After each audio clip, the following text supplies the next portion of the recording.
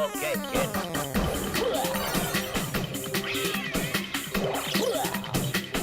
Okay, kid.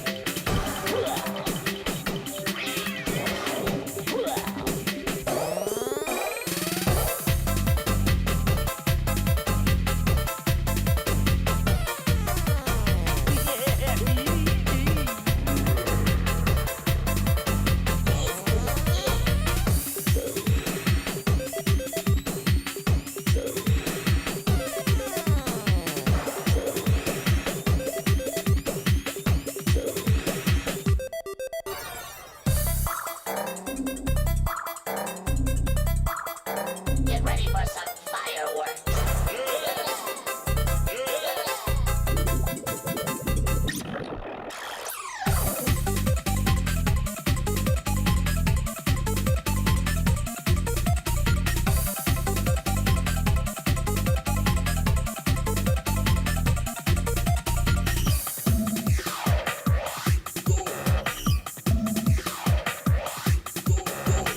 Move it. Move it.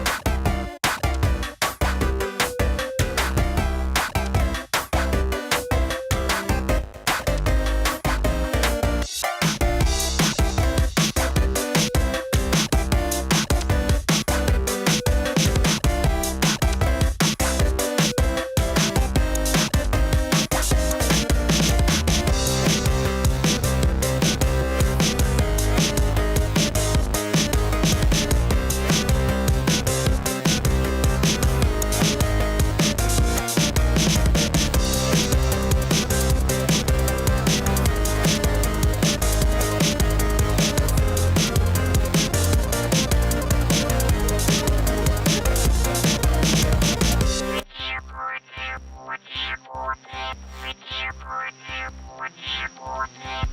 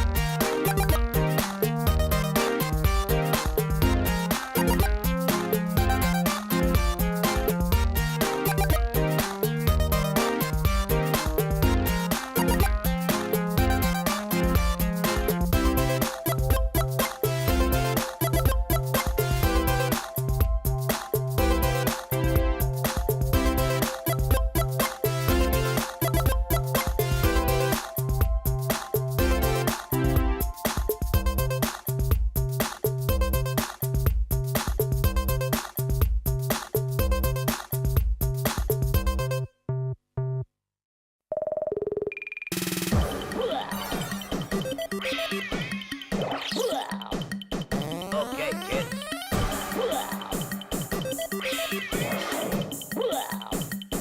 Okay, kid.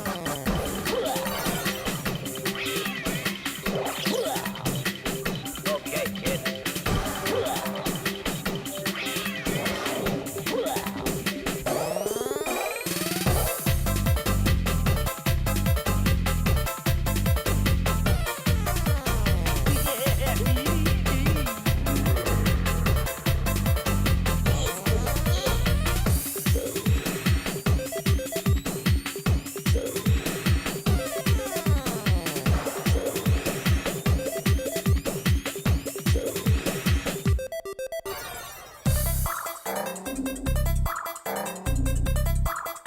Get ready for some fireworks. Move it. Move it.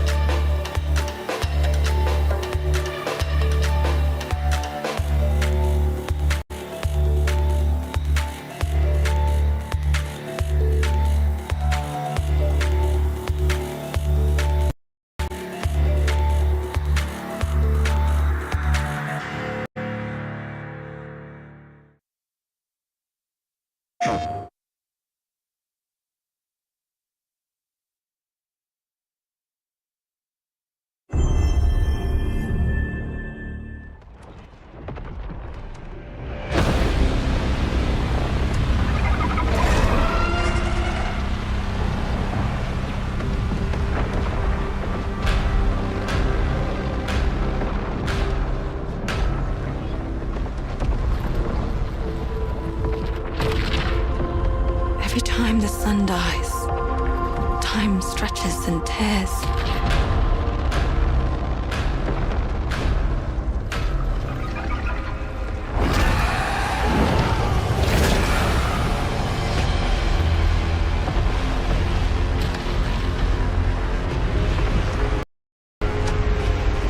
Scan for Soltari signals. Signal corrupted. Approximating. Is that the thing from the ridge? Confirmed. You better stay out of my way. Hey everyone, how's it going? I'm Gregory Loudon, Creative Director at Housemarque. Today we are thrilled to show off this first look of gameplay for Saros running on PS5. Saros builds on Returnal's award-winning action and tells the emotional and haunting story of Arjun Devraj's drive for answers on the shape-shifting planet of Carcosa.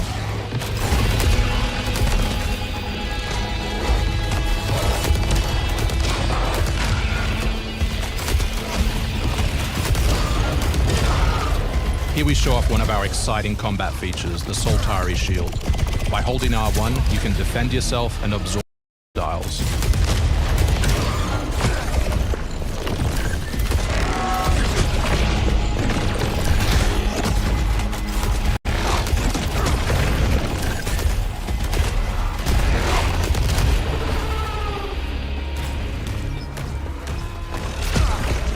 By absorbing projectiles, hit back hard using your power weapon. By holding the adaptive trigger on L2, you'll be able to destroy enemies using Eclipse-driven weaponry.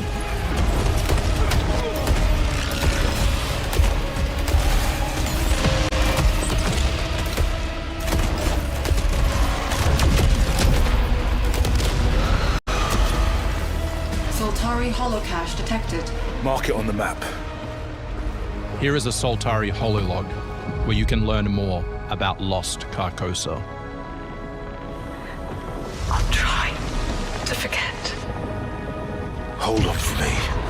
I will find you. I promise.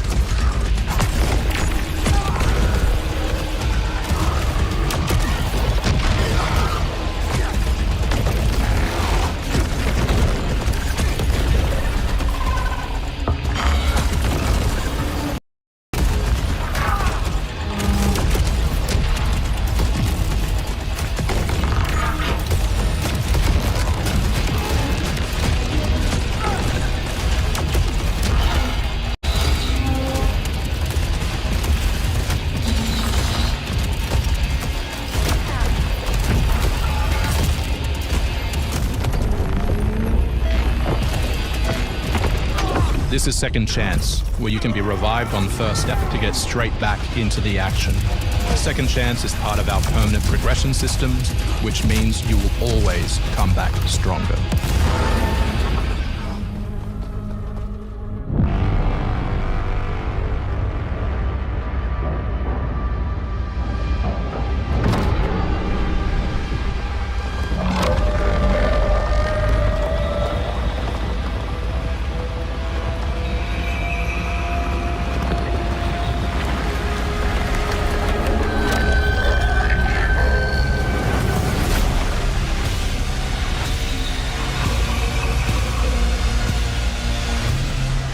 The sun is forever.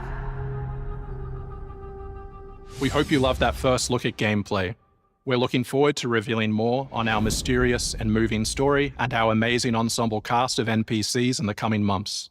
Next year is when you'll be able to play Saros on PS5 and enhanced for PS5 Pro.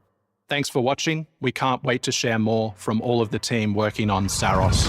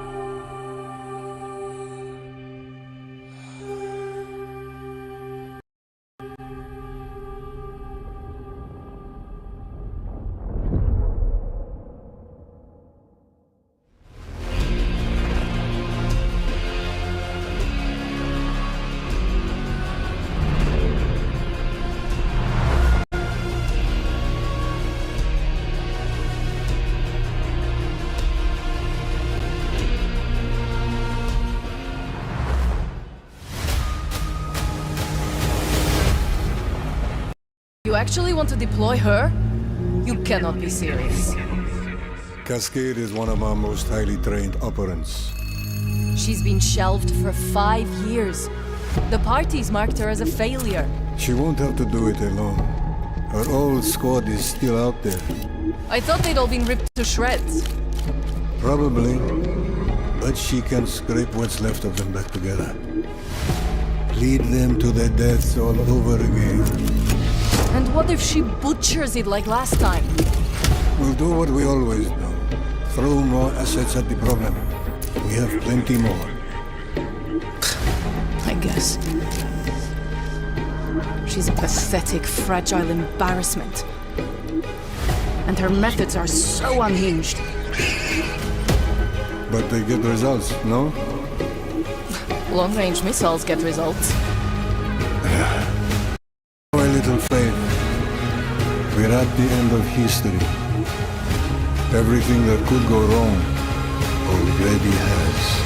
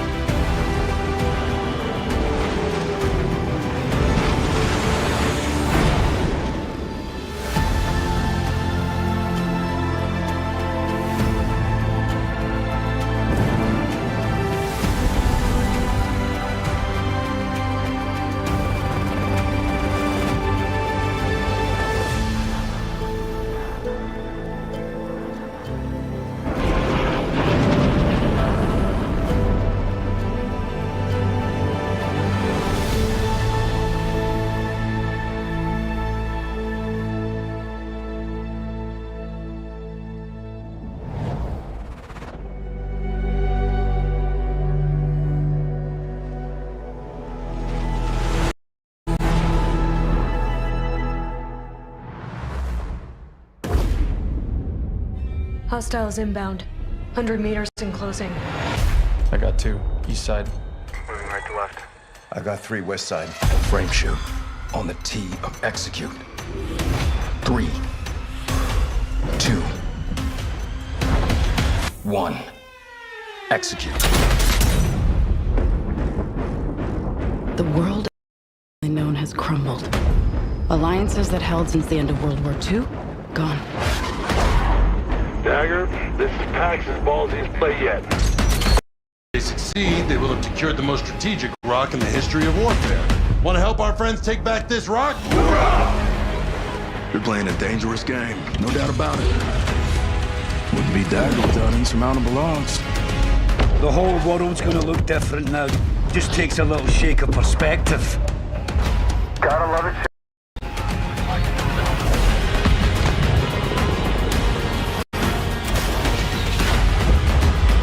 Stand by for re-attack call! Light them up!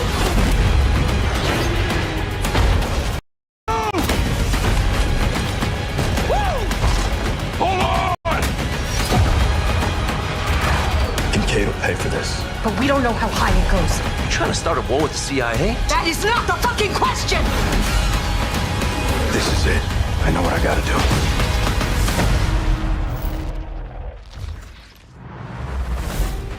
Hey everyone, I'm Sean Benson. And I'm Sid Schumann. Sean and I are back to share news and release dates for games coming to PS5. But first, thanks to EA and Battlefield Studios for that new look at the single-player campaign for Battlefield 6. It launches October 10th on PS5. Now, let's celebrate one of my favorite games of all time, which is marking its 25th anniversary this year.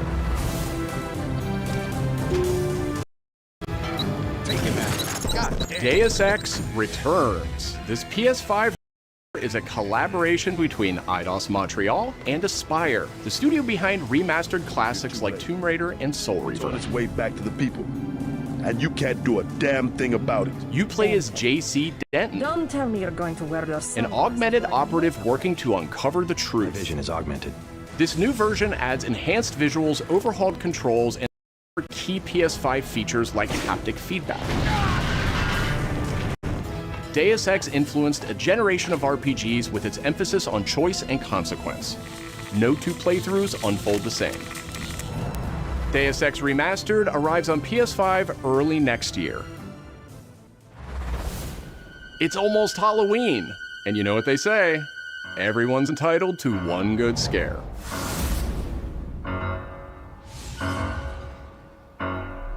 Death comes to Haddonfield in Halloween the Game, a tribute to the John Carpenter classic.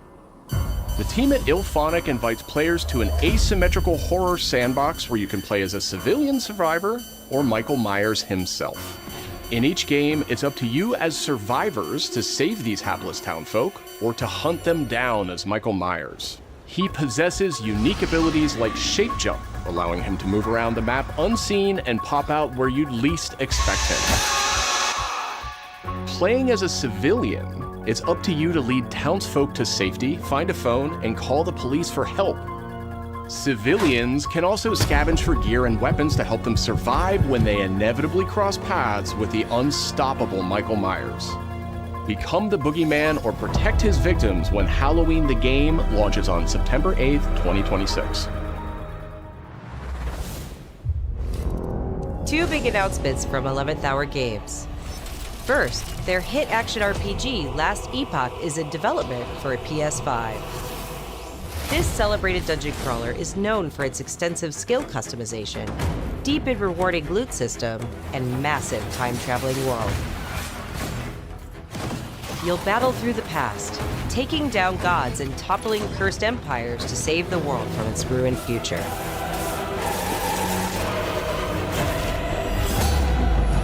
As for that second announcement,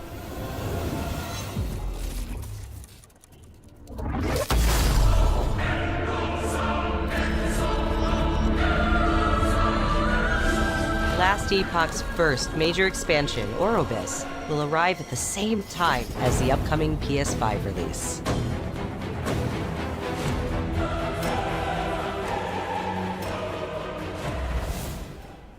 The Seven Deadly Sins Origin is an open-world RPG based on the beloved Japanese series, offering a vast single-player campaign and multiplayer areas where cooperation and exploration go hand in hand. Follow in the footsteps of Tristan, the Prince of Britannia, and play an original story you can experience only in the game. Capture creatures, go fishing, cook your own meals, mine resources, and craft new items as you explore Britannia on your own. Or step beyond the open world to tackle dungeons with a team of up to 4 other players. In a multiverse that transcends time and space, original heroes join forces with beloved characters from the series to embark on a grand adventure. Venture out alone or with friends when the Seven Deadly Sins Origin arrives on January 28th. Two iconic characters finally meet in Sonic Racing Cross Worlds, launching on PS5 tomorrow. Mega Man and his trusty vehicle, the Rush Roadster, join the lineup as part of the Mega Man DLC pack that arrives early next year. But they're not alone. Proto Man also speeds into the pack. Also included is a stunning reimagining of Dr. Wily's castle from the Mega Man series. Familiar sights and sounds will take players back to some of Mega Man's most memorable adventures. The Mega Man DLC pack comes to PS5 next year as part of the Season Pass and Digital Deluxe Edition. The early unlock period is already underway, so Digital Deluxe Edition owners can get into Sonic Racing Cross Worlds right now. Up next, 2 announcements from Koei Tecmo Games. including a release date for Neo 3. It is I who will be Shogun. Kurematsu, why? You'll never understand what it means!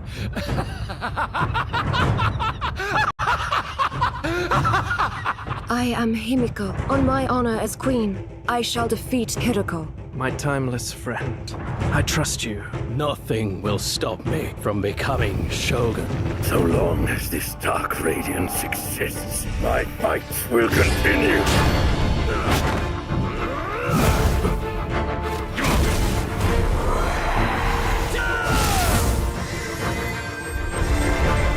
To rule, one must prove their might. The light of hope lies unseen at the end of time. Go now! You wish to become Shogun that badly? Maybe you don't want it enough. What makes a Shogun anyway? Takachio! Strength and superiority are what make a Shogun, and I have both! Strength alone is not enough to end this war!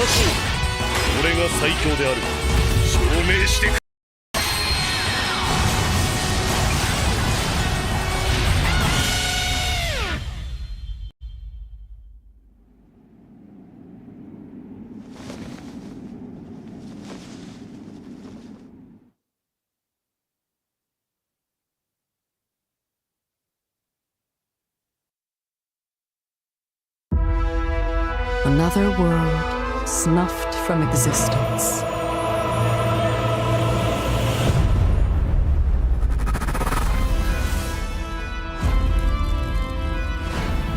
Our focus, our true objective, is to save this world, our current world. Need I remind you that tampering with history is strictly forbidden?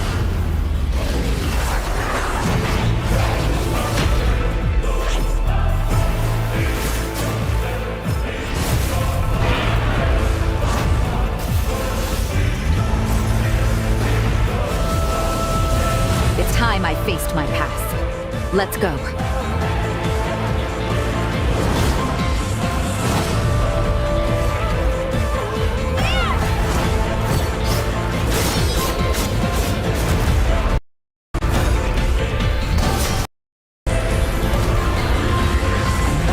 Today, you'll pay your dues!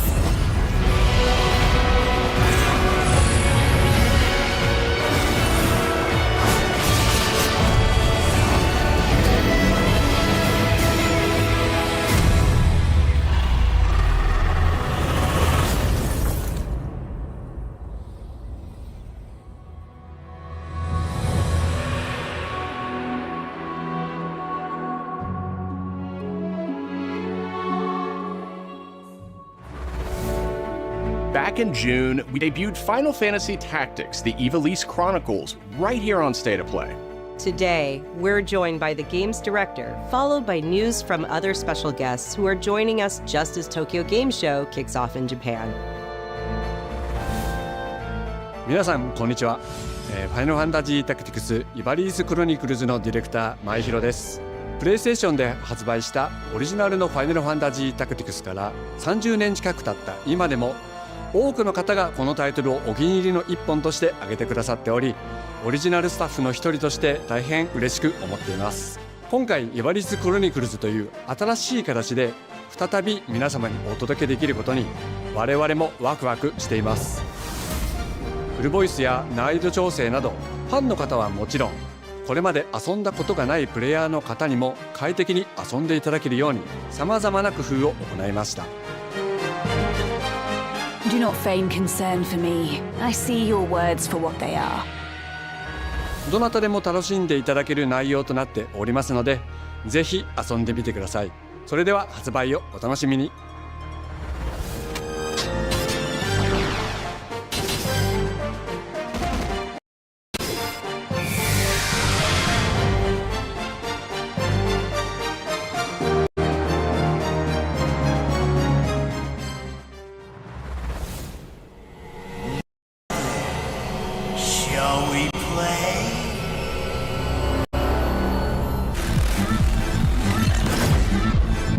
設定バイ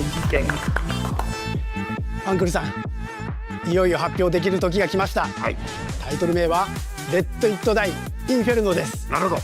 ということはレッド・イット・ダイの正統後継作品ってことですね。はい、開発チーム頑張ってます。このゲームは近接アクションとローグライトを軸に PVPVE の仕組みを取り入れた、いわばエクストラクションアクションゲームとなっています。プレイヤーは地獄門と呼ばれる巨大な穴を探索するレイダーとなり、たくさんの恐ろしい怪物や他のプレイヤーのレイダーたちが入り乱れているフィールドを探索し、踏破を目指します。今度は地獄なんですね。はい。で手に入れたアイテムを持ち帰るため無事生還したいところですが、死亡すると全てロストしてしまいます。所持品だけではなくキャラクターのボディすらロストします。相変わらず理不尽だね。はい。レイダーたちは探索とボディの入れ替えを何度も何度も繰り返し、一番強い自分を作り上げてどこまで潜れるかを競うのが醍醐味となっています。皆さんに新たな面白さを感じてもらえると嬉しいです。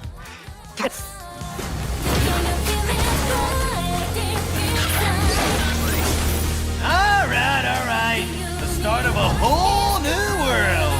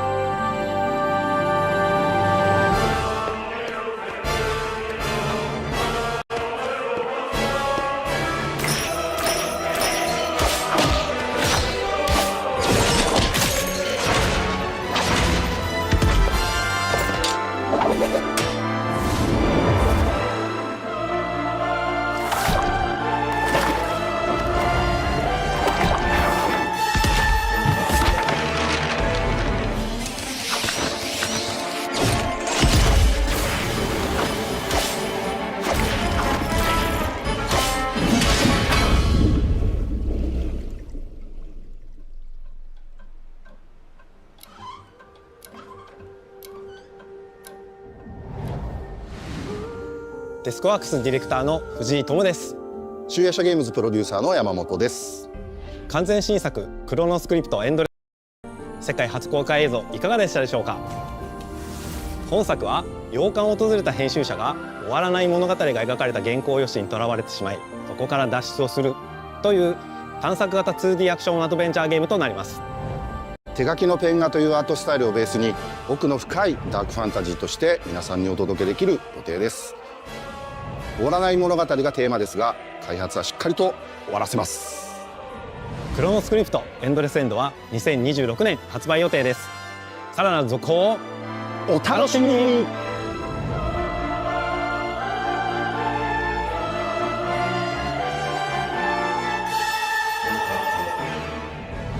Citizens of Pywell. Today, a new chapter in this land's history shall be written by our own hand. We fight those who wield power to prey on the weak. Beasts who think themselves men. That is what it means to be a Greymane. The time has come to do what we believe to be right. Cliff, seek out your Greymane comrades. Uncover the truth that lies within. And let your heart speak without fear. In the end, all will come together as one. We fight for the future of all. Sound the horn of our final battle. Fight! Fight for Playwell!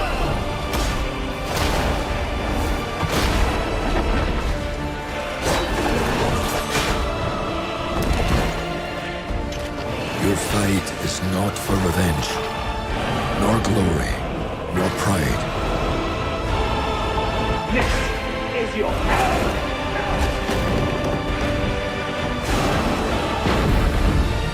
Remember who you are, and let it guide your path. For at the end of it, you will find the answers you seek.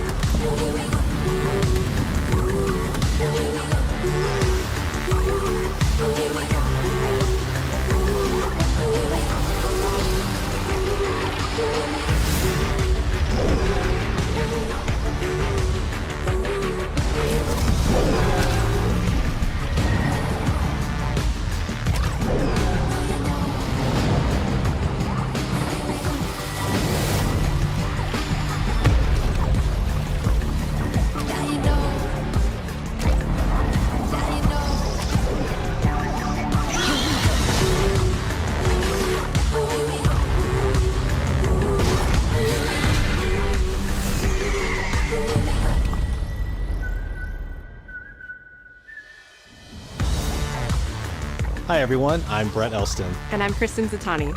That was your first look at the Pulse Elevate wireless speakers, which bring the PlayStation audio and chat experience to your desktop with planar magnetic drivers and PlayStation Link wireless technology.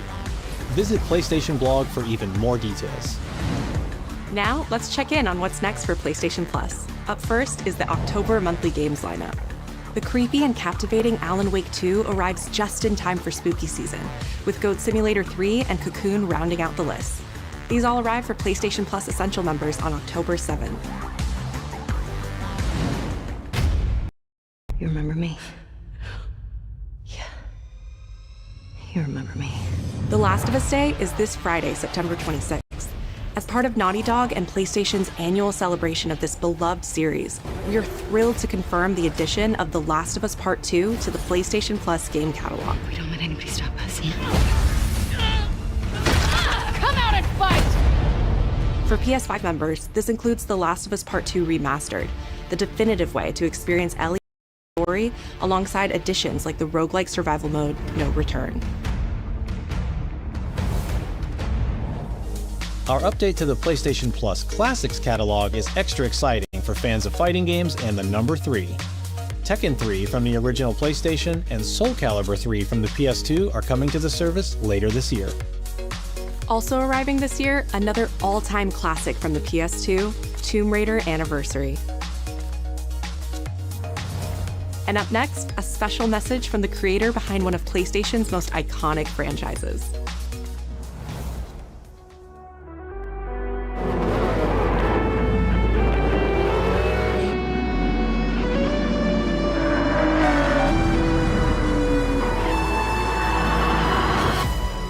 皆さんこんにちは。グランツーリスモシリーズプロデューサー山内和則です。本日はですね、皆さんにすごく素敵なアップデートをお伝えできることを大変嬉しく思います。この2025年の6月25日に、なんとグランツーリスモの、累計売上本数が1億本を超えたそうです。1億本です。この1億本を超えるってすごいことだなって、作ってる僕らも思うんですけれども、この1億本を、超えたことを記念して、この年末にですね、僕らはグランツーリスモ7のスペック3のアップデートを行う予定です。スペック3のアップデートには、2つの、レーストラック、フォーミュラ1でも使われているトラックであるとか、あるいは8台の新しい車であるとか、新しいサーキットエクスペリエンス、あるいはデータローガーのフィーチャーであるとか、それ以外のさまざまなゲームフィーチャーの大きなアップデートを予定しています。皆さんのおかげで、30年かけてグランツーリスモは1億本を達成しました。本当にありがとうございます。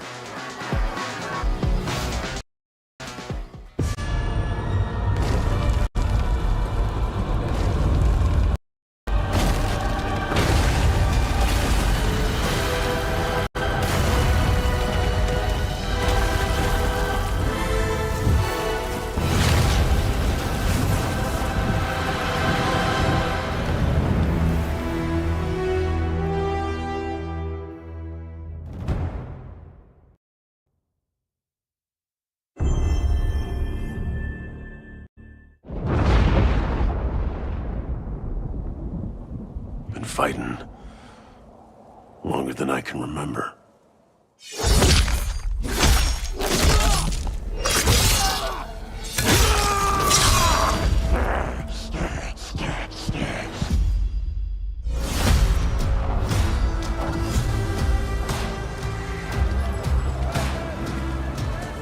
I'd like to say I'm not a violent man. The trouble just has a way of finding me. But I'd be lying. Doesn't matter where I go.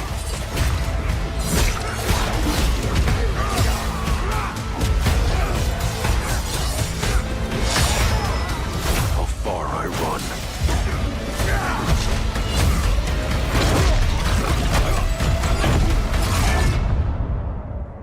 Death's always waiting.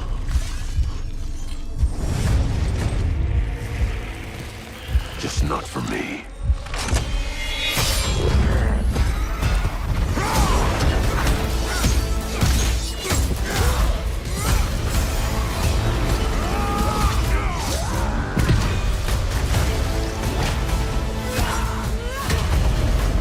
Cause I ain't no hero. I'm Wolverine.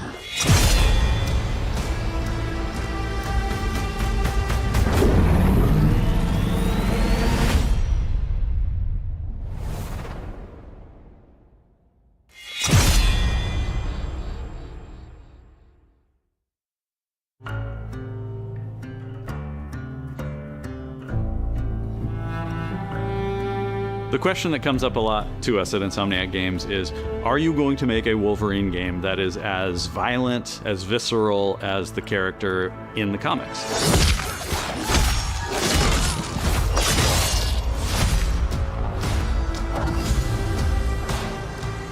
Working with Wolverine is interesting because part of the route to who he is that he's an unreliable narrator. He has gaps in his memory. So Wolverine doesn't really remember a lot of his life, and that's got to be an extremely frustrating aspect. He's this ball of rage and fury, but then he could turn on a dime and he could be very, very kind and tender in the next moment.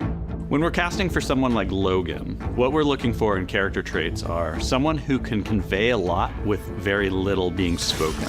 When you have that first moment that we show in gameplay, there's so much emotion that you can feel behind his eyes. He looks relentless, he looks gritty, he looks angry, but also he looks maybe a little sad. That level of acting and being able to just deliver that performance with believability across both spectrums was something Insomniac, ourselves, we all agreed he was the one. We don't need to see anybody else.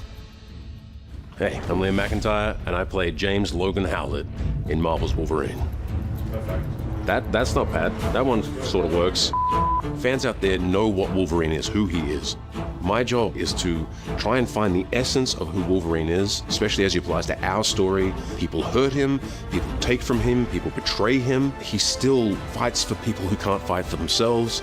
It's one of the greatest honors of my life, one of the biggest responsibilities I've ever had, and one of the coolest things I've ever got to do. The entire game is built around staying true to the Wolverine experience. And then how do we want to put our Insomniac stamp on that? How do we want to put our own spin and creativity, but still give something new and fresh that fans are going to be excited about? It's the full package. It is a level of detail that we've never been able to do before. You could see it in the trailer. You can see pores. You can see blood in between the little lines of his teeth. I love the attention to detail. It's exciting that we're going to be able to bring that kind of fidelity to players. It's a character who goes places through the comics. You'll see the Canadian wilderness, you'll see Japan. There's a shot where Logan is sliding down that rooftop, and you can see the breadth of Pore in Lowtown. It's always nice teasing the depth and amount of characters that we'll be seeing in the game. Omega Red makes an Mystique is there, and there are some hints to other characters that fans of Wolverine will recognize for sure. Another visual element of Marvel's Wolverine is the blood. The blood tech that was put into this game is pretty phenomenal. There's a part in the trailer where Logan jumps down and then he does the claws up through the face. That one I thought maybe was going to be taking it too far, but I am so glad that we have it. It looks fantastic. Wolverine's combat, making that special, making that feel like him, making it feel different to anything else you've played, that's a tough job. What's so cool for me is there was this one section of the game I got to try. It was just visceral and immediate and so incredibly satisfying, and I was like, this is gonna be amazing. We're pretty excited about the artwork that we're using on the cover. It's dynamic, it's rough-edged. You notice it doesn't look like our past games. It has a sense of urgency and forward movement and rage and fury, and that's Wolverine. One of the cool things about Insomniac is they are probably the most collaborative group of people I have ever worked with. They make you feel part of their team. That's not something you always get. We've been in a creative collaboration with Insomniac Games and PlayStation for over a decade now. We've made some of the greatest superhero games of all time, and that was always the goal, making games that are timeless. I think fans are going to be excited, but I'm also really excited about it because I'm really proud of what we made. We are focused on making the best Wolverine game ever. On behalf of everyone at Insomniac Games and the Wolverine team especially, we want to thank you for taking time to watch our trailer. We can't wait to show you more in spring of 2026.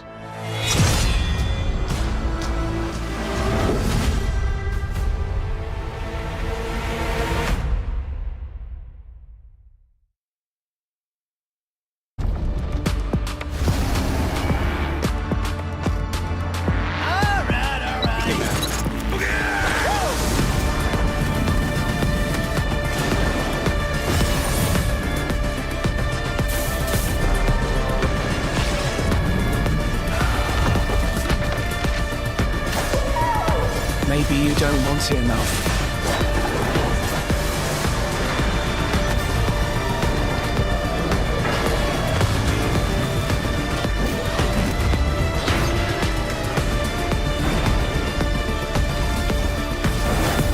My fight will continue.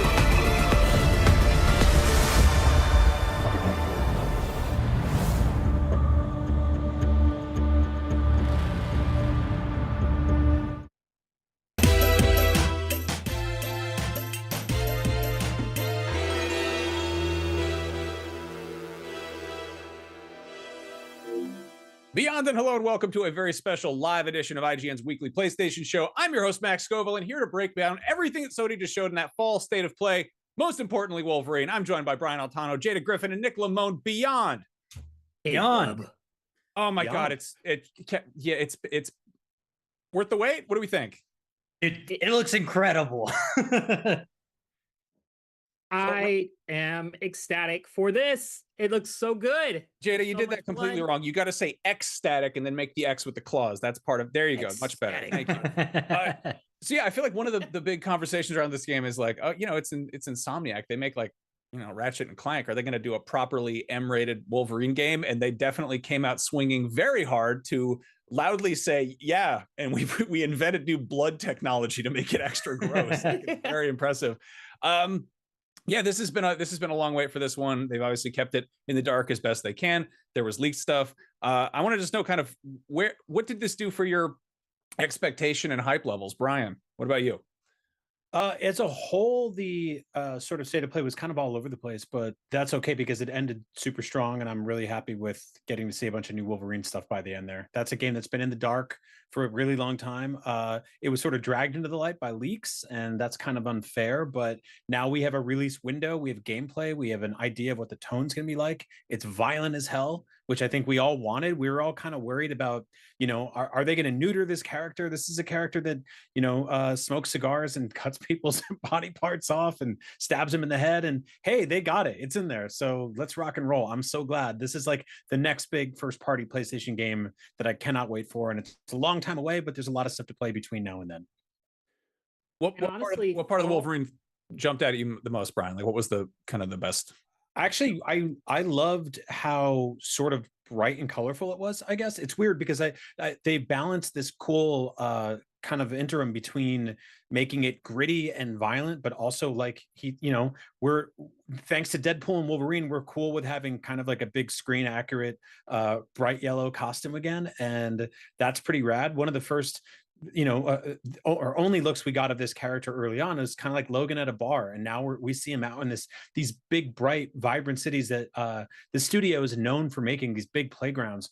And I don't think this is going to be at the scope and scale of like, say, flying around New York City as Spider-Man, but like it seems like we're going to have some pretty big places to play in, and it's really vibrant. And like that's a big thing about comic books that I think people forget. Like they're fun and colorful, and they're also brutal and horrific. So they're nailing it all so far for me. I'm into it. Right on, Jada. You dressed the part. I really do applaud that. What did this trailer do for you? Is this? I mean, besides giving us Omega Red in a game, which looks fantastic, I cannot wait for that showdown. I'm very eager to go back through and rewatch this trailer and see what other little hints they have sprinkled in there, because I'm sure there are a bunch more. But just the brutality, how visceral this game looks, the multi-stabs that we're going to get to do to all of the very unfortunate NPCs that are going to stand in our way. It looks fantastic. Graphically, it looks great. I think the actor they got nails the voice, the sound of Logan, from at least from the little bits we've gotten so far, which is very important to really get that gruff kind of aspect of his character. And just gallons. I hope there's trophies for spilling enough gallons of blood. You know me, I'm Ain't the town red. So let me do that. Yeah. So that actor is Liam, who is best known for Spartacus. He's done that. He's done a few other video game roles. He was in Star Wars Jedi Fallen Order as Terran. I'm drawing a blank on who that was exactly, but he seems like he's definitely playing the part well. And I feel like it's nice they got an Australian actor to kind of take the reins from Hugh Jackman a bit. So Nick, what did you think? Honestly, this completely sold me on it. I was a little bit concerned going from Insomniac Spider-Man, which is this elegant open world game that most importantly feels fun to move in. So fundamentally, when you remove that open world movement and freedom that Spider-Man is known for, it left me wondering, is it just going to feel worse to play as Wolverine? And it seems like they are actually juxtaposing that by making it fun as hell to just rip people apart with a berserker barrage and just tear people to shreds in a way that I honestly wasn't sure they'd be able to pull off, because they've all been pretty family games for the most part over the years. And for the longest time, I think the highest bar for Wolverine has been X-Men Origins Wolverine, which was a movie tie-in game that was unusually brutal for the time that it came out in. And I'm happy to say that this looks like it is exceeding that to a whole other level. What I am curious though, is this an open world game? Because everything that we saw in that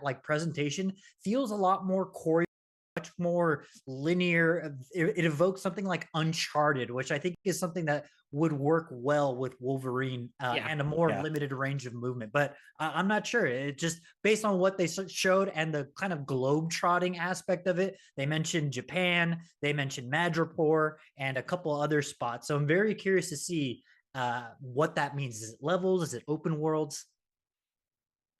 Yeah, I'm curious about that aspect of it too. I feel like, you know, we're familiar with the Spider-Man games, which set like a very high bar in terms of the scope of the game. But again, that's for a character who can swing across the entire map and slingshot himself left and right. Like it's kind of different if you're just like a, you know, like a dude who can maybe like climb up the sides of buildings with claws, but for the most part, kind of just, you know, maybe rides a motorcycle.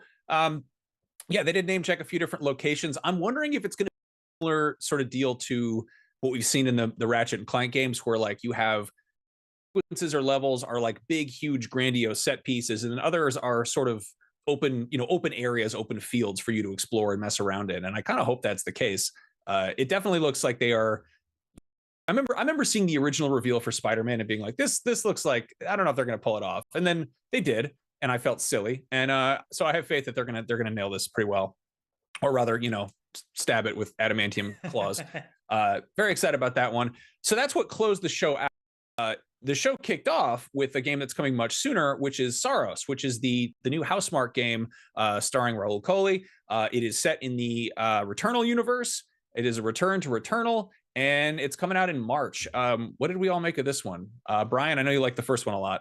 Yeah, I loved Returnal. I'm completely in on this on day one. This is a gorgeous looking game, and it just builds on Housemarque's pedigree. I think we were all kind of taken aback for a second there. A, it how beautiful this is, but B, this is the 30th anniversary of Housemarque, and you know, this is to be making games like this for 3 decades, where you're like, hey, our pitch is we make these like sort of tight bullet hell, you know, old school arcade games that also take advantage of the tech and the power of whatever PlayStation we're working with at any given moment to its full degree. It's so cool to see. And I know that there was a couple of years there where, like, you know, there were rumors of them getting bought out and getting put on, you know, a bunch of like free to play stuff. And instead, you know, they're back to doing what they do best. They have proven with Returnal that they're able to kind of some really interesting kind of hard sci-fi narrative element into that, which, you know, you don't necessarily get when you play Space Invaders or any of the other old school arcade games. And so I think they grew up playing those games. They figured out, how do we keep making them forever? How do we also meet that sort of expectation of what a third person, you know, shooting action game pedigree feels like for a PlayStation fan? And so they took a lot of that narrative driven third person action stuff. They put that hardcore bullet hell stuff, and then they threw in like all the bells and whistles that you expect from some really powerful PS5 tech and PS5 Pro, and they made a gorgeous game that I can't wait to play. Like, look at the player movement in this game. Look at the way the protagonist is zipping around, the whole like second life thing and coming back and absorbing bullets to use them back on your enemies. These are all like pretty basic things in a lot of like, you know, third person action games and shooters and stuff like that, bullet hells. But seeing all of this come together under is just really, really, really cool to see.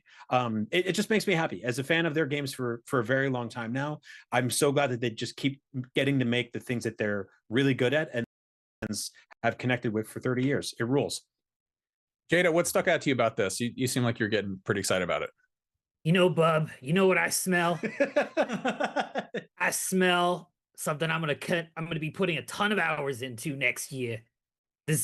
I'm so excited for Saros. Saros looks so good. I can't keep it up. I'm so hyped. Returnal is one of my favorite PS5 games. Like, probably top 10 easy. Of everything Housemarque does. They've just been banger after banger for so many years. So to Brian's point, kudos to them being able to stay around and make these just amazing artistic things. This game looks so much faster than Returnal, which I absolutely love. I love this new shield element that they're giving you that kind of works as not only a shield, but a charge ability for your super moves. I think that's a super smart way to kind of evolve the formula, as well as maybe sand off an edge that might have been rough for some players, because this game is also very much a bullet hell. And that gets really tough in some of the later fights, especially as you're trying to go through zone to zone to zone, and you're like, oh, I'm running out of HP. And it's just, you just have a hard time sometimes dodging all of those little pixels coming at you. So I think it's a really smart way to include a tool in your arsenal that not only new part of way to play the game, but also helps out players that may have struggled in the first one. I picked up the platinum in the first one. I cannot wait to platinum Saros. This everything. Yes. I hope that they haven't revealed all the tricks when they did Returnal for all the stuff that we got with the DualSense, how every gun felt like very unique, thanks to all the rumble functions and such, and everything that the DualSense can do.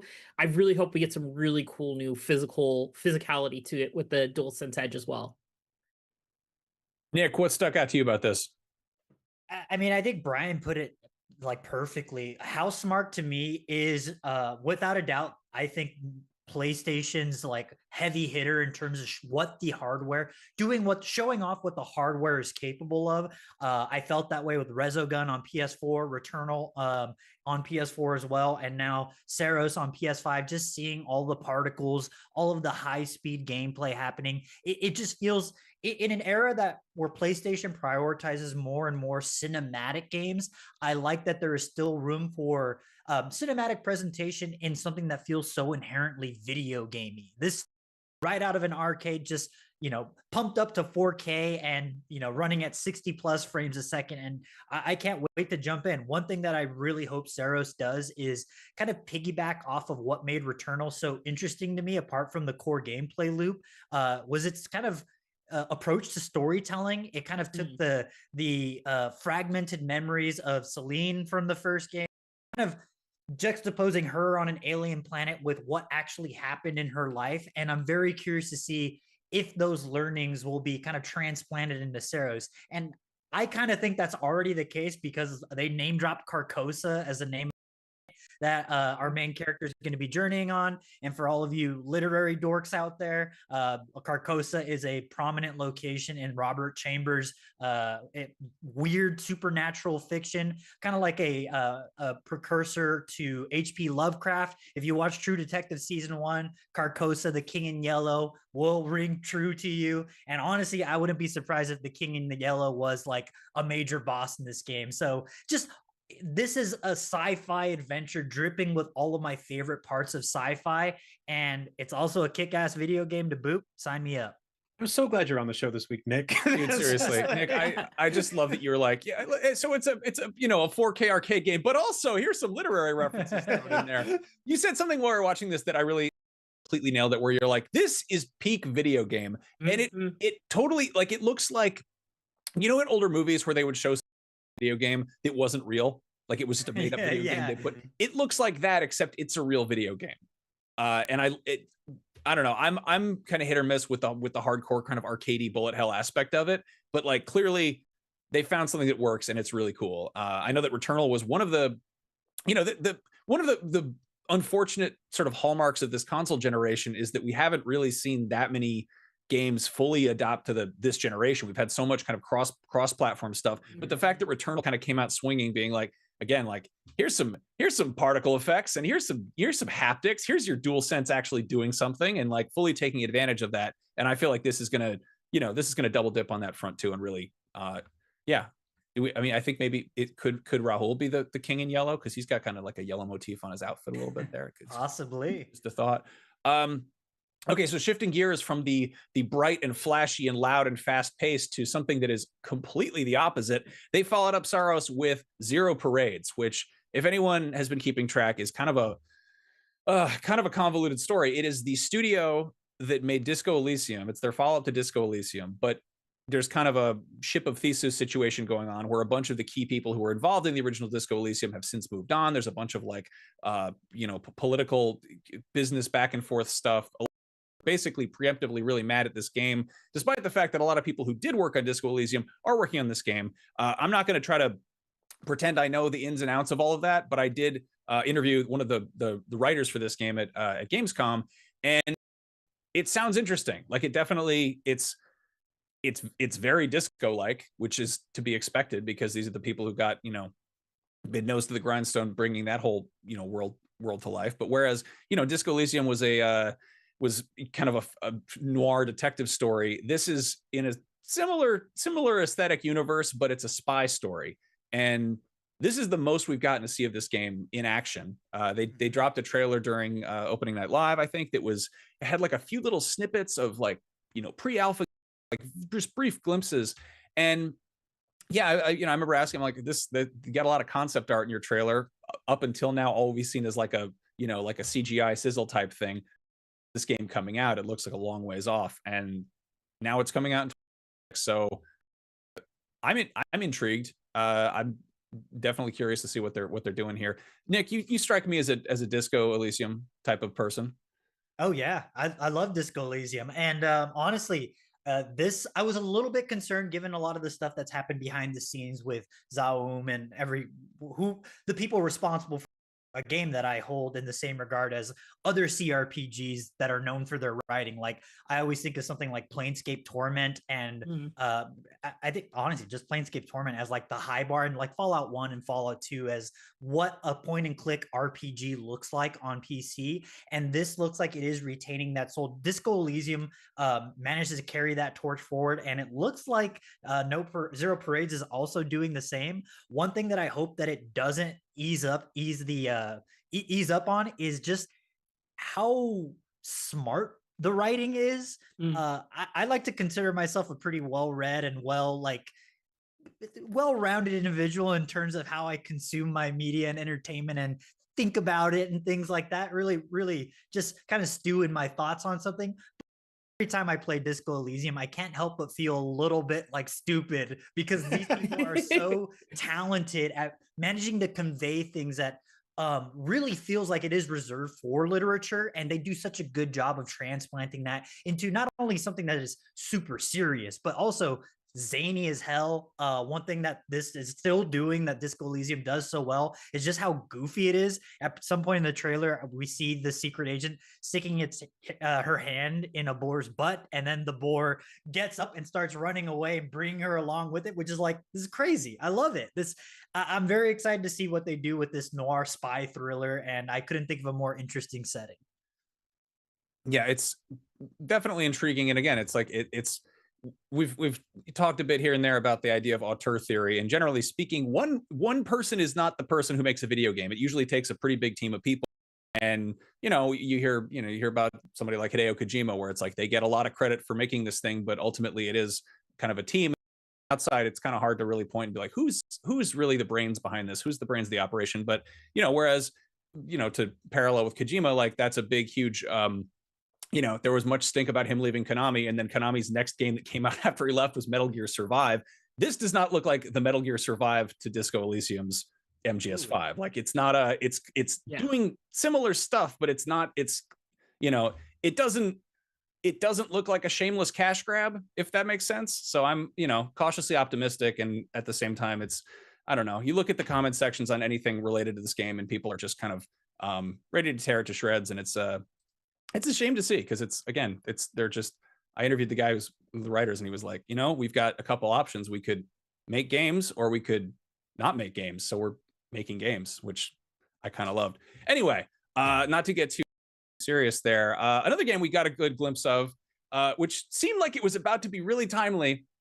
Halloween the game, which is arriving just in time for Halloween 2026. That's out in next September. So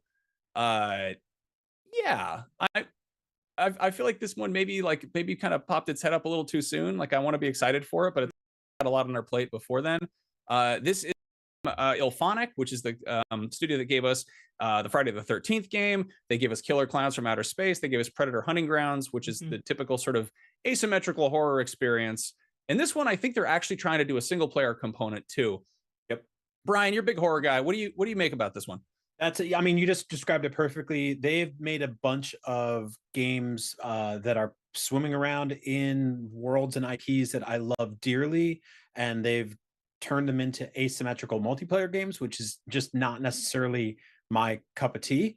And so hearing that they were doing a single player thing for this means I'm there day one. I agree. There's a sweet spot of when you find out about a game, right? and it's nice to know this one's happening.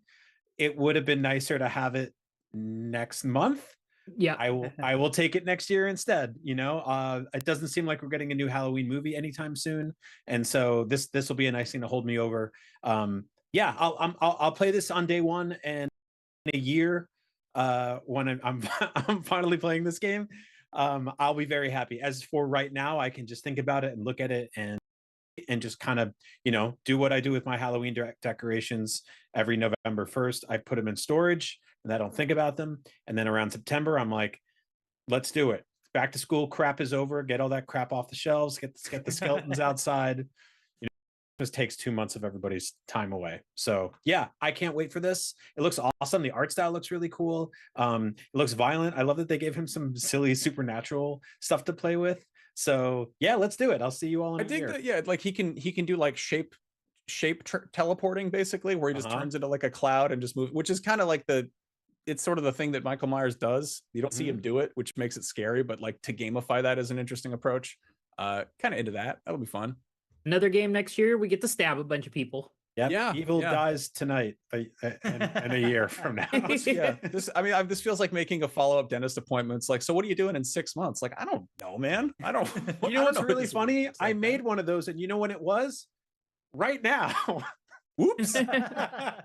Well, the good news is there's stuff coming out that is coming much sooner. Sonic Racing Cross Worlds is getting Mega Man DLC. I feel like the narrative around this game has been, it's kind of Sega eating Mario Kart's lunch in terms of being like, this is a lot of really fun crossover stuff. And yeah, Mega Man. What, we don't even get Mega Man games from Capcom. We're getting one from Sega. What the hell? I love it. Yeah, the best in a rush car. I'm like, yes, which doesn't get any better. We have a planning meeting every morning for the Daily Fix. We figure out what stories are going to go in there, right? It's our sort of premier news show here at IGN, and we saw the leaks for this because the retail copies of this game leaked early, and there was a paper insert that had the Mega Man logo, and I said specifically, I hope they let him ride Rush, and we all kind of giggled and laughed, like, of course they're not going to do that. They did it. Yep, they did it. That's the best. Jada, I mean, you reviewed this game, right? Yeah, I gave it a 9 out of 10. This is my new favorite kart racing game of all time. Wow. I loved, back in the day, it was Diddy Kong Racing, then it was like Crash Team Racing. There's, Mario Kart Double Dash is a big spot. Obviously, Mario Kart 8 Deluxe was fantastic for a lot of people. But, I've played all the Sonic Racings, Transformed, Sonic Riders back in the day. But Cross Worlds is just magical. Just everything about this game just gels well together. It feeds into each other, their systems so well. The crossworld mechanic is one of the best racing mechanics that I've seen put in a racing game, to where you're just every second lap outside of Grand Prix, you're transporting to a random world, so you don't know what to expect, which means when you tune your car and modify your car, you don't know if your modifications are going to be ideal for that second lap, meaning you could be in first, but then lose some position because other people's cars are tuned for a course that has a bunch of ice or sand or a bunch of turns. Well, everyone could go read Jada's review about this because this game came out yesterday, and I don't know. I feel like they're really handling the messaging around it well, where they're like, hey, guess who's showing up? Like it feels like that Smash Brothers, like everyone is here. Yeah. And yeah, to be like, yeah, the game just came out. Oh, and by the way, early next year, Mega Man's going to be there driving his dog like a love it. Nintendo was doing this with their own Mario Kart game, or at least internally, right? Like they were like, Splatoon's here, Animal Crossing, Link is here. Then they put out World, which I was so excited for, and I think that's a really fun, really cool, very beautiful, very tight polished. They don't even have Roy Koopa. But yeah, it's just like, do you want to play as a caterpillar? And I'm like, no, man, I want to play as Mega Man. Put Mega Man in there. All right. Well, I don't want to get too negative about that. Negative. Ooh. What else do we want to talk about? Because I feel like we're reaching the kind of the biggest game of the year. The biggest game of the year, Microsoft Flight Simulator 2024. So biggest game of year, last year. Okay, we knew this was coming. We knew this was coming to PlayStation. There was rumors forever, and it's just in the sort of logical pipeline of first-party Xbox games that have made their way to PS5. But it was really fun to see this, and especially funnier to see that the year 2024 and I don't know, I don't buy sports games, but I know that they always put them out like a year ahead. Like they're, they sell Madden 2026 before 2025 has even ended. But this is one of the biggest, most robust and beautiful video games ever made, and PS5 owners get to play it. Heads up, it's extremely simmy, right? Like this is not, Max and I are idiots, and we try to play this game like it's Forza, and I crashed my plane into my dad's house. So just maybe you'll have better luck. Maybe you'll crash your plane into my uncle's house. So I'm glad this is on more platforms, because I think it is one of the most impressive interactive technical achievements in history. The fact that they were like, let's put the entire planet Earth in this. And again, game is kind of a question mark. It's a simulation. It's a very realistic thing. You can learn how to fly an airplane in this quote unquote game. Is it a fun video game? Debatable. Like, depends on who you are. I mean, take IGN Seth Macy. He loves Flight Simulator. He absolutely adores. He loves repairing old electronics too. Like that's, again, fun is relative. Exactly. Train spotting. It's a whole. Yep, for sure. I think my favorite thing about this coming to PlayStation is it's getting the PSVR 2 support. So I think that's a great use of my $500 PSVR 2 that's been sitting there for a while. Yeah, this is something that'll get me to dust it off and mess around. No, that's going to be, I feel like the cheapest, best way to get hooked up with VR with that, because, you can't plug a VR headset into an Xbox. But yeah, again, we've seen Microsoft do really well putting Xbox games on other platforms. That's good. More people get to play them. Hell yeah. Awesome. Also, again, the naming convention with this is very odd. I thought it was weird when they called it 2024 the first time around, because it sort of almost implies that it's like an annualized thing. Mm-hmm. It's basically Flight Simulator 2. It's got like all the stuff in the launch version, and then they just added a bunch of extra stuff. Yeah. Like hot air. It's got like it's got the stuff from Dune and Top Gun, and there's a bunch of stuff in there. So yeah, I mean, if you're into simulations, go check that out. I also did want to shout out the God of War controller, not because I think it's particularly amazing or anything, although it is really cool. It's got his iconic. Yeah, it's iconic, but it's for the 20th anniversary, and that makes me think there's more with that. Yes. That makes me feel like we're getting, I don't know if we're going to get another sort of sequel to Ragnarok or 2018 just yet, because those are big games that take a long time. But there was that rumor about a side-scrolling, Metroidvania, right? Yes, there was a side-scrolling Metroidvania God of War reboot style thing, right? There was also rumors about remakes of some of the classic God of War games. And so I don't know, this feels like where there's smoke, there's fire, right? I feel like God of War fans are going to get something new soon. I think this controller is awesome. This is exactly the kind of stuff I love seeing from PlayStation. It's one of those things Nintendo's really good at, where they're just like, hey, it's this character's birthday, we're going to put out this, new Joy-Cons or whatever. Here's a GameCube controller or whatever. It's the year of Luigi. Why? It's the year of Luigi. Who cares? Financially, we're in ruins. The year of Shadow, guys. The year of Shadow. But no, seeing this made me go, we're going to get a new God of War thing soon. Mm-hmm. Yep. No, they've been kind of trickling out stuff. They made that ridiculous God of War giant snake plush. Jada, did you buy that thing? I did. I forgot to bring it upstairs. It's sitting on my couch downstairs. It doesn't bring your God of War life-size snake plush upstairs to do the Wolverine reaction panel. Why? Oh my goodness. I forgot about that. I meant to bring it up for this one. I'll show it on the next episode of Beyond. They've been doing kind of a year-wide celebration of God of War. I love that they did an art show celebrating Sony Santa Monica's legacy, making art and again, the name of the studio is Sony Santa Monica, and they did it in a gallery in Pasadena, which I thought was baffling, but whatever. But yeah, let's talk about a new game, or rather a Neo game, which is Neo 3, which is coming out very on February 6th. There's a bunch of IGN first coverage that's been going up over the past few weeks, and it's the big twist here is that it's not a full-on open world game, but it's open areas. Jada, you beat these games up. Yeah, the Neo games are fantastic. I haven't actually finished 2. I played through 1 a long time ago, and then I started to go through 2 co-op with my partner, and then other shiny things came out and we got distracted, so we never finished it. But these are just fantastic action games. I absolutely adore these.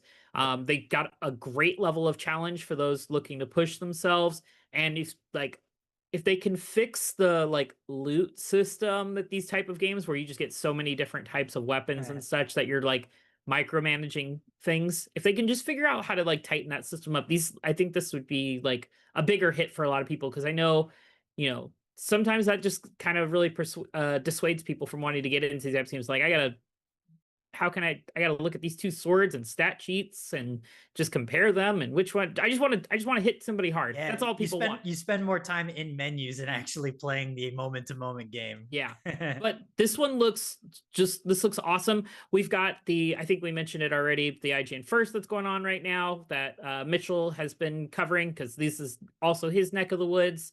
And so like this one looks excellent from everything I've seen so far on it. Can't wait. There's another game that's coming out that involves hitting a lot of people with big swords, and that is Dynasty Warriors 3 Complete Edition Remastered. Why 3, Jada? Yeah, I'm looking forward to that too. I'm a big Dynasty Warriors fan. That was some of my earliest reviews in my freelance career, was doing a bunch of Dynasty Warriors games because I was making a name for myself and nobody else wanted to review them. So because I mean, that's just kind of there was other more exciting things for other people, but I grew up playing these games co-op with my younger siblings, playing them with my friends. Like, I love this idea of 1 versus 1,000. I reviewed Dynasty Warriors 9 earlier this year and Warriors Abyss. This is definitely in my neck of the woods. Would be very excited interested to see what they do for modernizing Dynasty Warriors 3, because this is an older Dynasty Warriors title, so it'll be very interesting to see. But I think the fan base is hungry for it, because since Dynasty Warriors Origins, I think I said 9 earlier. I reviewed Dynasty Warriors Origins, not 9. Dynasty Warriors Origins was single player only, so I think the fan base is very hungry for that co-op experience, and hopefully we'll get that with this one in a great way with like online co-op and stuff. That sort of crash from the vintage retro gameplay to the modern stuff, that is such a flex. I really like that presentation. I doubt you'll be able to like hit a button and jump between those graphic modes, obviously, because they are light years apart, but it's really, really cool to be like, hey, we redid this like shot for shot in our brand new engine, but also like, this is what the original looked like. We're big fans of it. We love it. You get to play the new modernized version too. That's awesome. That's such a cool flex. Another new game we got to look at was Code Vein 2, which got a release date. It is out January 30th, so it's going to be one of the first big games of the year. It's been a cool minute since Code Vein dropped. That was back, what was it, ago? The basic hook, and correct me if I'm wrong, it is like anime vampire Dark Souls. Yeah, that's kind of like it's in the ballpark for it. All right, I'll take it. Like cool. Goth anime. It always evoked more Bloodborne to me, but maybe that's just because it says Code Vein in it. I don't know. But yeah, it looks like more of the same. And honestly, it feels a little more slowed down compared to the original. It did look that way. Which I kind of dig, because it feels like it's more reading your opponent. It feels, I mean, take the shot, but it feels very Dark Souls-esque in terms of reading character animations and things like that, which is very clearly what Code Vein is trying to do here. But one thing that looks also pretty cool about this is the ability to kind of assist the assist call action, where you have your little sidekick come up and do some damage. So it looks pretty solid. Also looks open hubby. Yeah. Open hubby is a different. Open hubby is a different thing. Man, I won't pry. You do your thing. That's fine.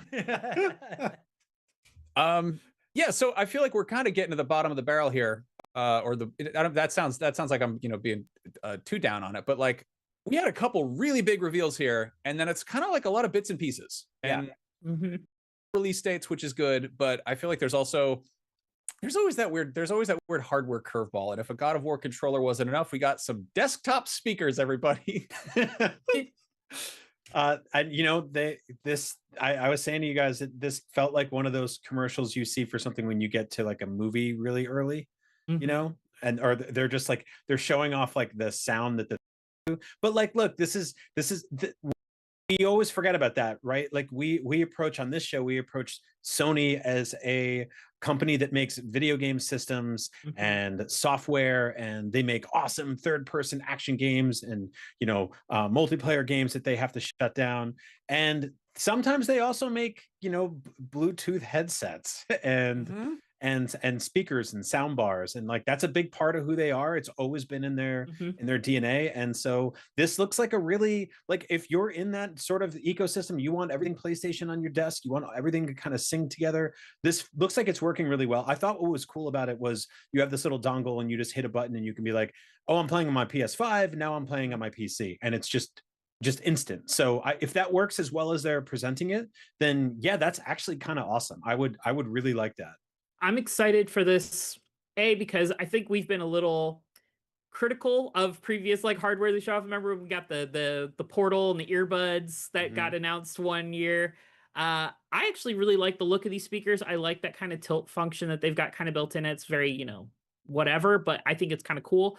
I've been kind of on the hunt for a good way to add some surround system and surround sound into my PlayStation 5 gaming sessions, and this looks like it's going to be a great way for me to do that. So I'm kind of like all aboard the train for this one. So question, Jada, do you play your PlayStation at a desk? Because I thought it was interesting that these are desktop speakers, and that when they were showing them off, and Nick, you called this out first, but it's interesting to see Sony be like, here's a PC and also PlayStation. Like, it's, I know my PlayStation is set up in my living room, but they showed it plug into the PS5 because it also connects to the portal. Like, you can also have it sync to your portal for your portal sessions. So I think I'm just going to position these like behind my couch for. Yeah, that seems kind of cool. I mean, they seem like really cool speakers, but again, it's like, it's that, toys for Christmas and we got socks, and they're really comfortable socks, but they're still socks. And you're like, all right, cool. Thank you. I think that this is them sort of like inching across the aisle a little bit with PC gamers, right? And they did that by, launching Helldivers day and date and having it be one of their most successful first party launches ever. And I think they have been figuring out, like, how do we grow outside of just like people in their 40s who buy consoles? Because that's obviously, we've seen the stats that it's becoming a luxury item for millennials basically and older. And like I think there are like a lot of people are playing on PC. How do we get those people to buy a PlayStation? How do we get our PlayStation products into the hands of people who play PC gamers? How do we get console players to play more on PC? Like, they're trying to build these little bridges here. And so I think this is very clever. They didn't say a price yet, and everything sucks now in that department, so we'll see what happens there. But I don't know, they look pretty cool. Yeah, one thing I always appreciate about Sony's like hardware ventures, apart from like PlayStation stuff, is how interconnected, effortless a lot of the kind of like syncing between everything is.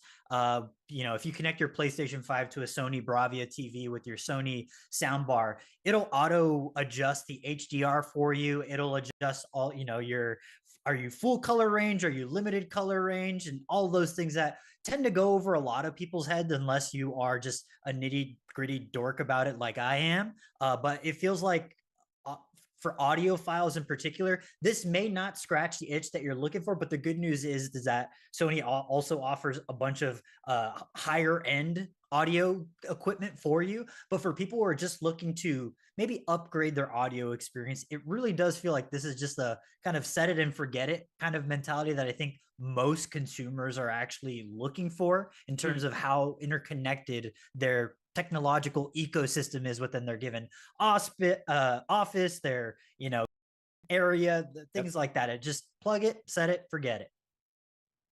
That's cool. So that was a state of play. I think that had some high highs and maybe not low lows, but kind of like, what do we all think of this? How do we feel about it? Brian? We got new Wolverine gameplay, and I think it was specifically because Jada wore a Wolverine costume.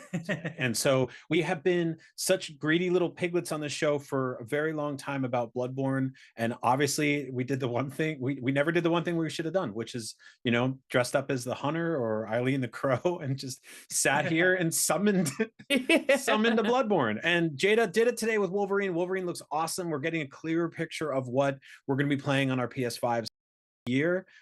This year we get Ghost of Yote and some other great third-party stuff to kind of finish things out. So I'm feeling a little more confident about where all of their first-party studios are heading. Obviously, there's still a couple we haven't heard from in a while that I can't wait to see what they're working on. But still, like, finally getting play. I've been a fan of that character ever since I was a little kid. So this is awesome.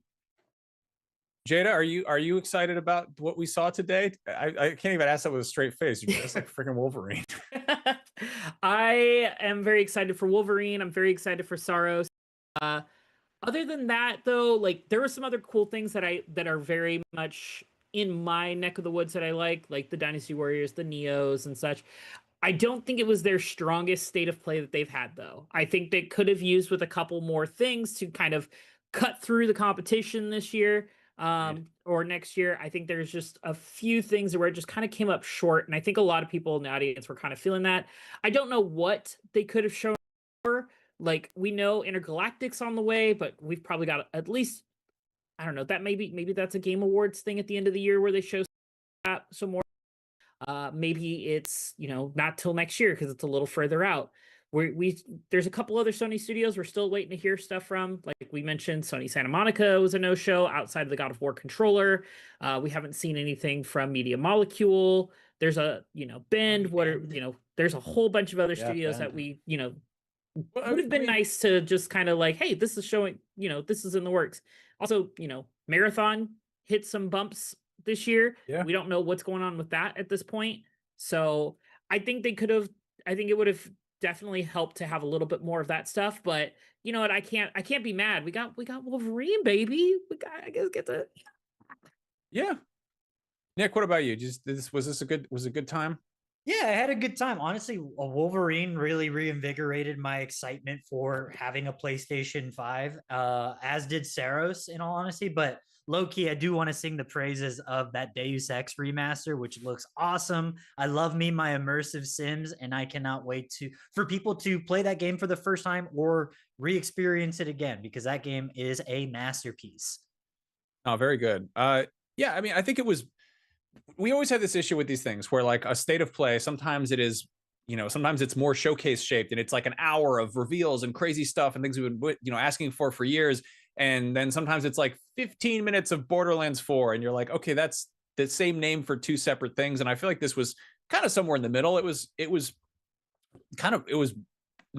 short, which was fine. Like I feel like they didn't pad it out with a bunch of stuff that didn't need to be there. Like it kind of got through at a good clip. It wasn't, as much as I want to see what's going on with Intergalactic, I also totally understand why they're not just showing that right out the gate if it's going to be in the, in development for their 7 years or whatever. Yep. Like that's the issue where and again, this was the problem with Wolverine is we saw that CGI trailer. And then for years we've been like, where's Wolverine? We want Wolverine. We want to be X-Men. And then they're like, all right, fine. Here it is. It's coming out next year. Shut up. And we're going to show you more in the spring. Now leave us alone, for God's sake. I think that was cool because it sounded like they teased that they might do another showcase in the spring that might be Wolverine focused. And that sounds awesome.